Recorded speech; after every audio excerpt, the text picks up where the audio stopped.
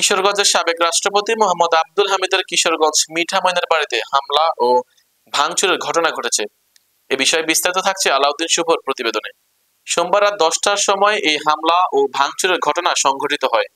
হামলার সময় বাড়িতে আব্দুল হামিদের পরিবারের কেউ ছিল না।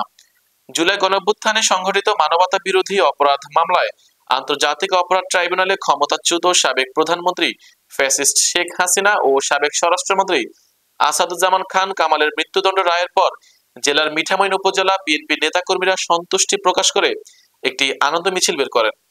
রাত 10টার সময় মিঠামইন বাজার এলাকায় এই আনন্দ মিছিল চলে।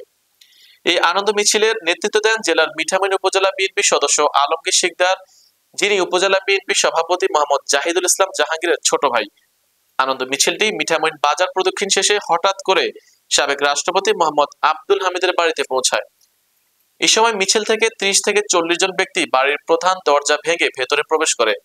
তারা ঘরের আসবাবপত্র, জানালা, দরজা, আলমারি, বিভিন্ন স্থাপনা ভাঙচুর করে ব্যাপক ক্ষতি সাধন করে। প্রত্যক্ষদর্শীরা জানান, বাড়িতে কেউ না থাকায় বড় ধরনের প্রাণহানি এড়ানো গেছে। তবে হঠাৎ ভাঙচুরের ঘটনায় এলাকা জুড়ে আতঙ্ক ছড়িয়ে পড়ে।